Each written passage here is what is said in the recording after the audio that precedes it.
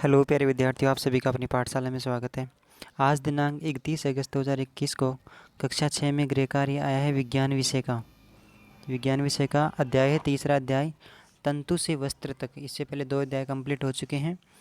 यह है वस्त्र निर्माण का टॉपिक है इसमें कक्षा 6 में। इनमें 5 प्रश्न दिए गए हैं। इन 5 प्रश्नों का हल अपन करेंगे। एक बात आपसे कहनी है कि आप वीडियो को देखते नहीं हैं, सुनते नहीं हैं, जिसके माध्यम से पहले तो समझ में भी नहीं आता आपके, और आप पॉज करके ही लिखते हो। तो एक बार सुन लिया करें, उसके बाद में ही लिखा करें ताकि आसानी से समझ में आ जाए पाठ।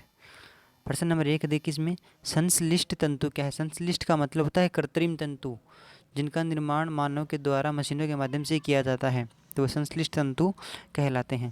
संश्लिष्ट तंतु के कोई 2 उदाहरण दीजिए। तो ऐसे तंतु जिनका स्रोत पादप अथवा जंतु नहीं होते हैं। पादप का मतलब पेड़ पौधे हो गए, जंतुओं का मतलब हो गए जीव जंतु। इनके माध्यम से नहीं मिलता है ये, बल्कि रासायनिक पदार्थों से किया जाता है। इनका निर्माण, संश्लिष्ट तंतुओं का निर्माण रासायनिक पदार्थों से किया जाता है, मशीनों के माध्यम से, उद्योग धंधों में किया जाता है। तो संश्लिष्ट तंतु कहलाते हैं। जैसे पॉलिएस्टर है, नायलॉन है, एक्रिलिक है आदि, ये संश्लिष्ट तंतु के उदाहरण है। इसमें 2 उदाहरण पूछे थे। क्वेश्चन नंबर 3 है, तंतु मुख्य रूप से 2 प्रकार के होते हैं। एक तो प्राकृतिक तंतु और एक संश्लिष्ट तंतु। संश्लिष्ट तंतु कृत्रिम तंतु भी कहते हैं। प्राकृतिक तंतु वे होते हैं, जैसे मान लीजिए अपन कपास बोते हैं तो कपास से प्राप्त होता है, जूट बोते हैं तो जूट से प्राप्त होता है। और ये संश्लिष्ट तंतु होते हैं, ये रासायनिक पदार्थों के माध्यम से तैयार किए जाते हैं उद्योग धंधों, फैक्ट्रियों में आदि में। तो ये संश्लिष्ट तंतु कहलाते हैं। प्रश्न नंबर 2 है इसमें, कपास ओटना क्या होता है। कपास के आपने पादप या पौधे देखे होंगे। उनमें क्या होता है कि जब उनके फल लगते हैं, नींबू के आकार के होते हैं। कपास पादप के जो फल होते हैं वे नींबू के आकार के मोटे मोटे होते हैं। फिर वो धूप लग जाती है, पक जाते हैं तो खुल जाते हैं, और खुलने के बाद उनमें सफ़ेद सफ़ेद कपास दिखने लग जाता है। और फिर अपन उसको क्या करते हैं, खेतों में से उसको तोड़ लेते हैं और तोड़ के घर पे ले आते हैं। और लाने के बाद में जब उनमें से जो कपास की जो बोल होती हैं, उन बोल में से कपास को अलग निकालते हैं। देखो, कपास बोलों, जो बोल होती हैं गोल गोल कपास के फल होते हैं, उनमें से कपास को बाहर निकालते हैं। तो बोलों से कपास को हाथ से निकालने की प्रक्रिया कपास ओटना कहलाती है। हाथ से निकालने की जो प्रक्रिया है वो क्या कहलाती है, कपास ओटना कहलाती है।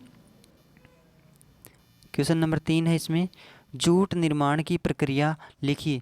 देखिए, जूट जो वो पौधा होता है, इसे पटसन भी कहते हैं। जूट का दूसरा नाम पटसन भी है। तो पटसन या जूट को पटसन पौधे के तने से प्राप्त किया जाता है। एक पौधा होता है, उसके तने से प्राप्त किया जाता है इसको। इस फसल को पुष्पन अवस्था में काटकर पौधे के तनों को पानी में डुबोकर रखा जाता है। तनों के गलने पर उन्हें पटसन तंतुओं से अलग कर दिया जाता है। फिर तंतु काम में लिया जाता है। ये जो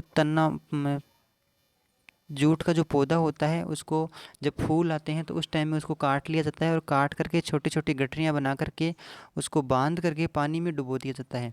फिर वो 10-15 दिन तक पानी में डुबोया हुआ रहता है, और धीरे धीरे वो गल जाता है। गलने के बाद उसको बाहर निकालते हैं, और बाहर निकालते का उसका जो रेशा होता है, छाल जिसे कहते हैं, तने की छाल होती है, वो तो काम में ली जाती है, और बीच वाला जो गुद्दा होता है उसको अलग कर दिया जाता है। इस प्रकार तंतु निकाल लिए जाते हैं, जूट का निर्माण हो जाता है। आगे है प्रश्न नंबर 4, बुनाई किसे कहते हैं। तो बुनाई का मतलब होता है बुनना। जैसे आपने सोचा कि घर पे पायदान बनाते हैं, या पहले स्वेटर वगैरह बनाते थे 2 सिलाइयाँ लेकर के, तो उसी के माध्यम से ये बुनाई होती है। उन्हीं की तरह बुनाई होती है। जैसे बांदरवाल जो मकान के कमरे के बांधते हैं, वो बुनाई के माध्यम से बांध सकते हैं। तो इसमें क्या होता है, तागों के 2 सेटों को, 2 अलग अलग धागे लिए जाते हैं, 2 सेटों को आपस में व्यवस्थित करके वस्त्र बनाने की प्रक्रिया को बुनाई कहते हैं। तागों के 2 अलग अलग सेट होते हैं, उनको व्यवस्थित तरीके से गूंथ करके वो जो कढ़ाई करते हैं, जैसे पायदान आदि बनाते हैं, तो वे बुनाई कहलाती है। प्रश्न नंबर 5 है इसमें, वस्त्र निर्माण की प्रक्रिया समझाइए।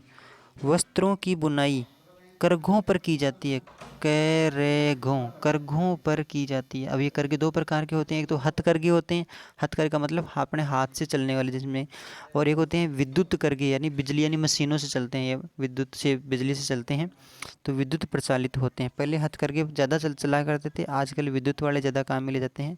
तो इनके माध्यम से तंतुओं को लेकर फिर इन करघों के माध्यम से वस्त्रों का निर्माण किया जाता है। तंतु कहाँ से प्राप्त होते हैं, तंतु प्राकृतिक भी होते हैं और संश्लिष्ट भी होते हैं। प्राकृतिक होते हैं जो पेड़ पौधों से प्राप्त होते हैं या जंतुओं से प्राप्त होते हैं, और संश्लिष्ट अपने को रासायनिक पदार्थों के माध्यम से तैयार कर लिए जाते हैं। तो और फिर उन्हीं तंतुओं से क्या होता है, इन्हीं करगों के माध्यम से वस्त्र का निर्माण किया जाता है। तो आज के इस वीडियो में ये 5 प्रश्न हो गए। आप पूरा वीडियो देखिए। धन्यवाद। अगली वीडियो में फिर मिलेंगे।